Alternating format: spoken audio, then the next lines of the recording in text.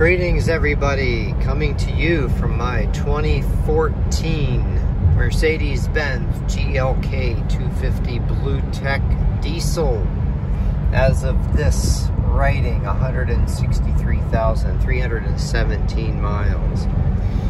So for those of you who are interested in how one of these holds up, it's about 10 years old. I've owned it for just over a year, and I have personally put 19,000 miles on it. I'm gonna start out, I pretty much remember everything that's gone wrong with this car because I have the full service history on it. And I'll just go through that. So in no particular order, and I'm gonna say the mileage when I know it, otherwise I'm just going to say it was done.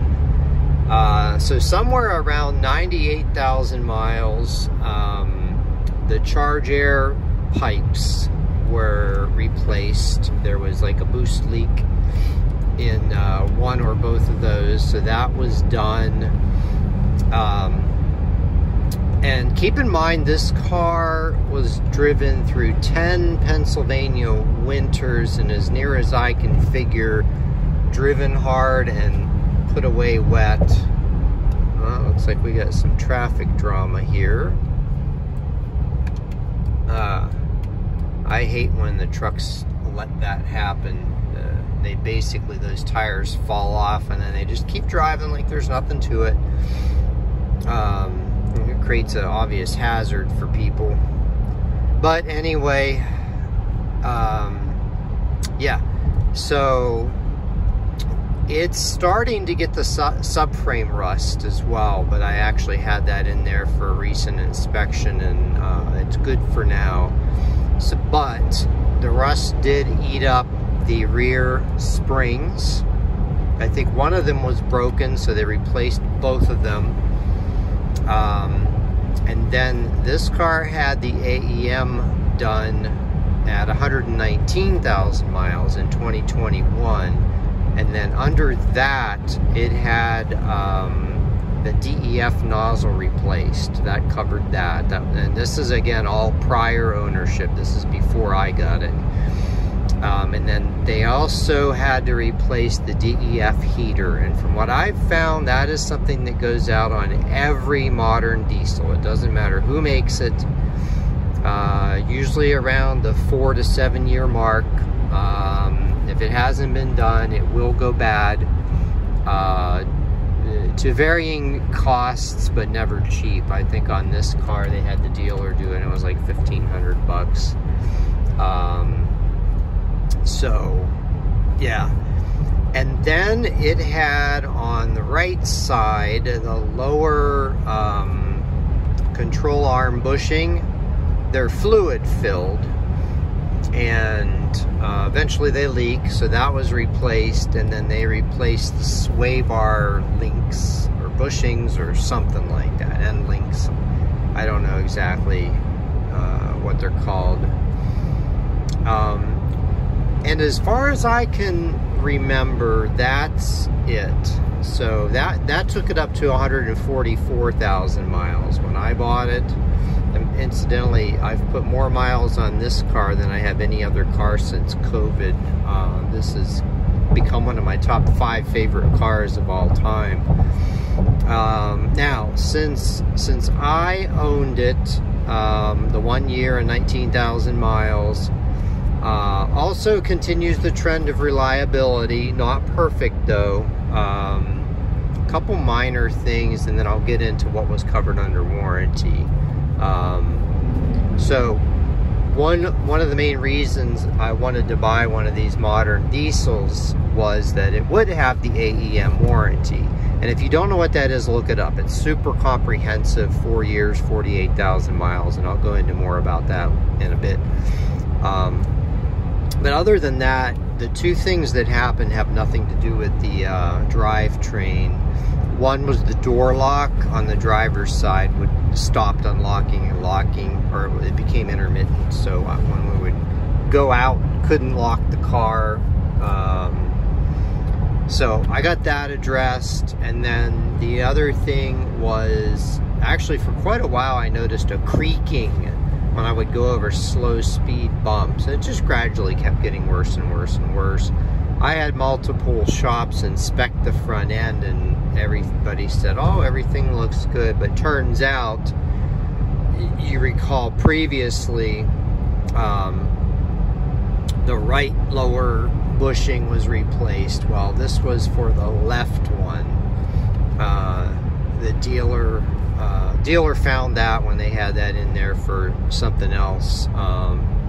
They pressed out the old bushing, pressed in a new one, and it's been perfectly silent ever since. And it actually did make it handle a bit better. Not noticeably so, but I did notice it feels like new now. I actually did own one of these new, or two of these new, actually. Never kept either one of those very long, which I have no idea why, with as much as I like this, but I mean, circumstances always change. And yeah, a year ago I probably overpaid for this car, but that's okay. I mean, I think for the use I've gotten out of it and the reliability and future use, well worth it. I paid like $10,500 for it about a year ago. Okay, so then the other thing that, you know, and again, I'm not counting maintenance, fluids, brakes, all that kind of stuff. You know, that's in there as well. But I got a check engine light, and this isn't that long ago. So like about a month ago, got a check engine light. Oh, it looks like I'm gonna need to get off this exit up here. Yeah, I'm gonna go ahead and do that. I'm gonna slow down a little bit. Hopefully I can get up to the exit and nobody tries to jump out in front of me. And it was throwing a code for this intake manifold stop motor, whatever that is. I guess it closes the flaps or something like that. Dealer replaced that and was getting ready to bring it back to me, and the check engine light came back on. Ended up, they had to replace the intake manifold, and in the process of doing that, they broke something, and they ended up also replacing the housing for the fuel filter. They told me it disintegrated. They got that covered under warranty too, and that's a common issue on these. So I was really happy about that. And then, you know, the various gaskets and seals required to replace that kind of stuff. They also broke the plastic arm on the EGR. They replaced that as well. All of that was covered under the AEM warranty. Now, they did tell me that if I didn't have the warranty, that would have been about $3,400. But I don't count that, since that was covered under the warranty. Now, the car was well along into the warranty when I bought it,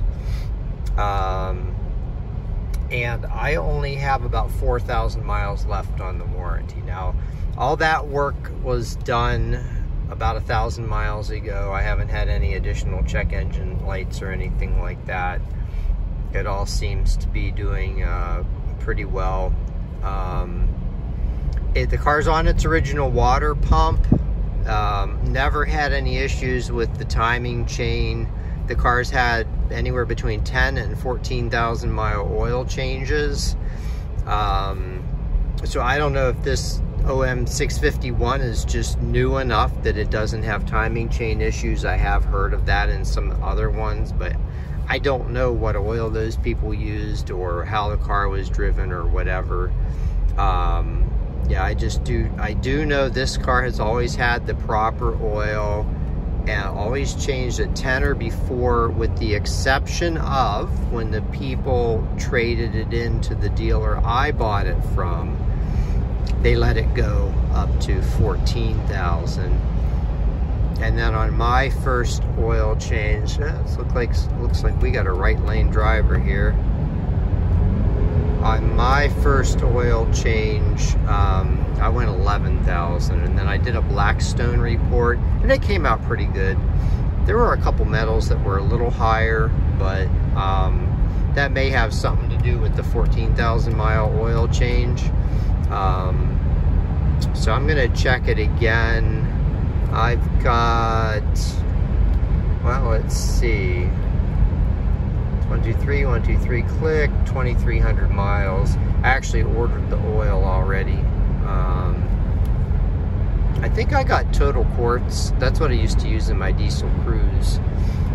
But yeah, other than that, you know, we're at 163,000 miles, and you know, I consider, given what this car is, modern diesel with a complex emissions system and so forth, I think it's been super reliable.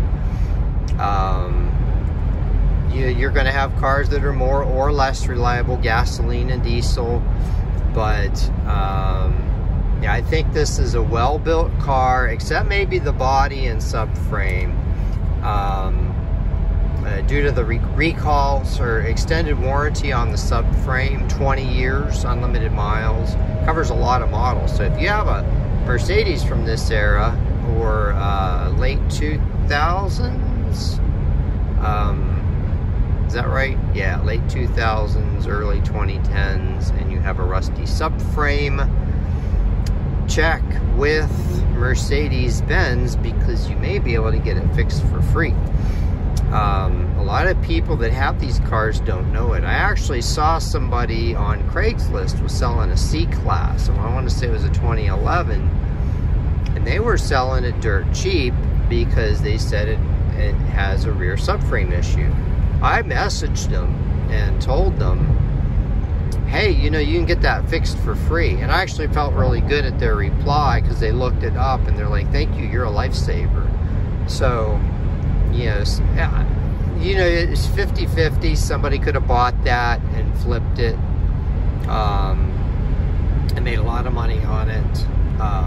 But I just decided, you know, let me do a good deed. So I told them about it so they could get that taken care of. And just for all I know, they're still driving that car.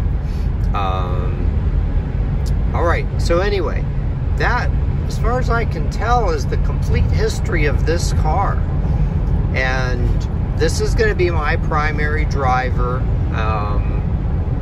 And I do still have my snow tires from last year, plenty of tread on them. I'll get those mounted in October, November, and drive this thing all winter long.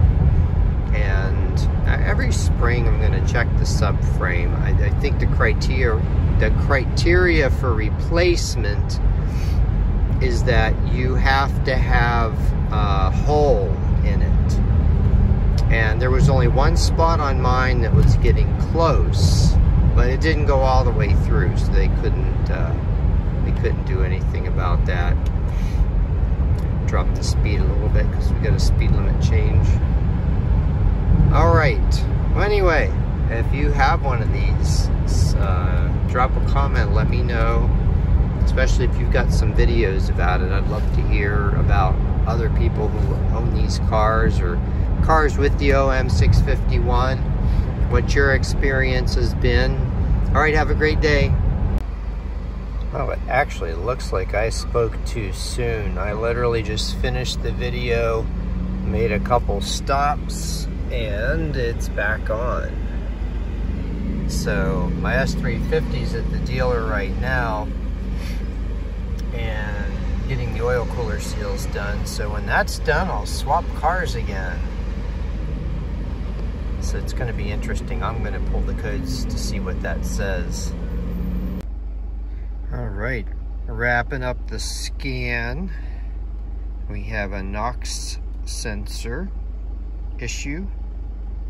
Ah, well, there's a fuel issue. So NOx sensor. Those were, I think those were replaced as part of the AEM, but it is those are definitely covered.